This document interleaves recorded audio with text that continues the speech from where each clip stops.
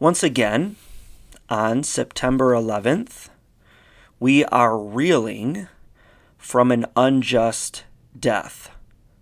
Before Charlie Kirk, we heard about what happened to that young woman, that one Ukrainian woman, when she was stabbed on a bus. Before that, we heard about the recent shootings. And now, just yesterday, we heard about what happened with Charlie, who was a young man, a political commentator, conservative, who was speaking about gun violence in Utah and was shot and killed in that moment.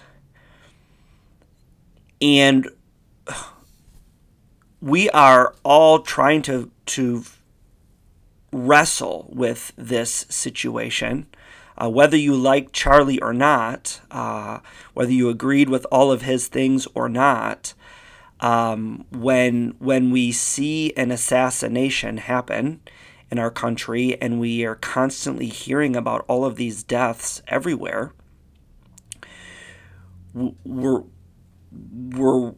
in a mess, and everybody right now is talking about how they feel. And this morning, I woke up with a question in my mind: how does God feel about assassinations? And so what I want to do is talk less about how I'm feeling and talk more about how God feels about these tragedies that happen, that humans perpetuate constantly, and what God is going to do about it. And so this is more of a pastoral reflection, but I want you to see the perspective of God in this very heavy situation.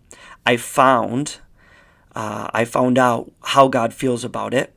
I just want to read it to you. It's in Proverbs chapter 6, verses 16 to 19. Here's what it says. This is how God feels about all of this. It says, "There are 6 things that the Lord hates, 7 that are an abomination to God: haughty eyes, a lying tongue, and hands that shed innocent blood, a heart that devises wicked plans, feet that make haste to run to evil, a false witness who breathes out lies, and one who sows discord among brothers."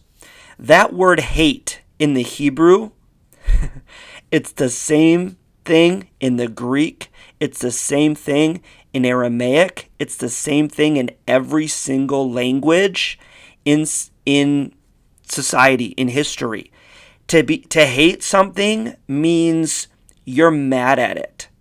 You don't like it. You are diametrically opposed to it.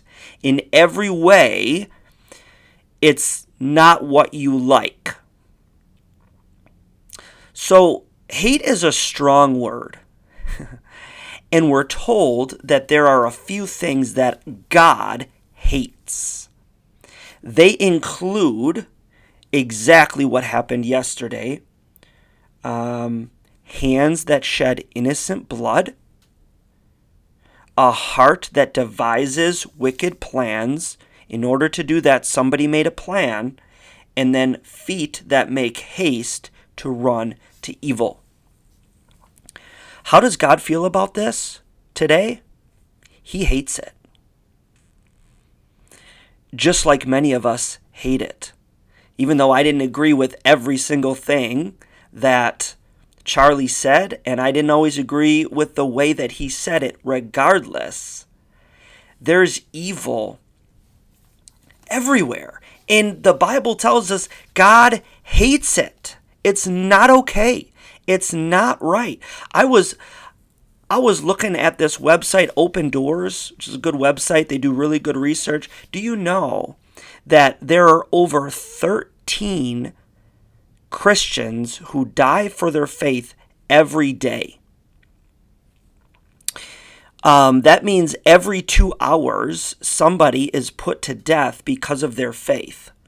It adds up to about 5,000 people a year. Now, I think there are like different tiers of controversy. In my mind, like the lowest, some of the lowest tiers of controversy is about sports, right? We have all these controversies about sports. And then it ramps up a little bit when we start talking about sex, right? And then things get really controversial.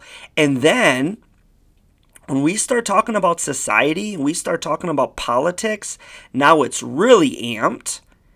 And then ultimately, that ultimate controversy is about sovereignty. Who's in charge? It's about religion, right? And that's where you see people killing all over the place with some of these more controversial situations. And so, what is God going to do about it? How does God feel about this? He hates it. This is not how it is meant to be.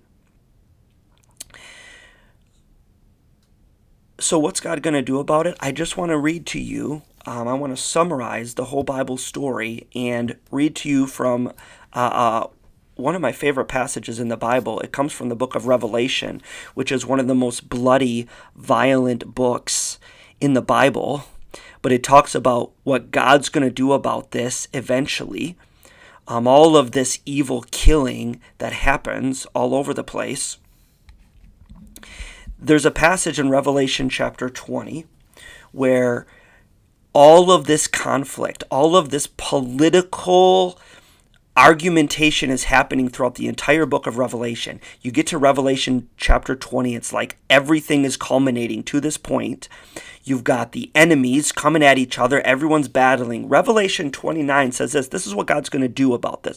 Because he hates this is what God will do one day. It says in Revelation 20, verse 9, it says, "And they marched up over the broad plain of the earth and surrounded the camp of the saints and the beloved city." And so now all these evil people are coming around God's people, and they're trying to tear it apart. They've got feet that run to evil, right? Here's what happens. It says, "But fire came down from heaven and consumed them. And the devil who had deceived them was thrown into the lake of fire and sulfur, where the beast and the false prophet were, and they will be tormented day and night forever and ever."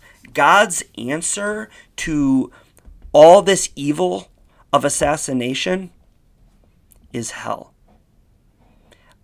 This is the passage where God is saying one day all the bullies will be broken. Justice will come to this earth, and the bad people will get what's coming to them. And so, while for many of us we're shaking, we're full of fear, we're full of confusion, we're full of sadness. We grieve for all that's going on all over the world.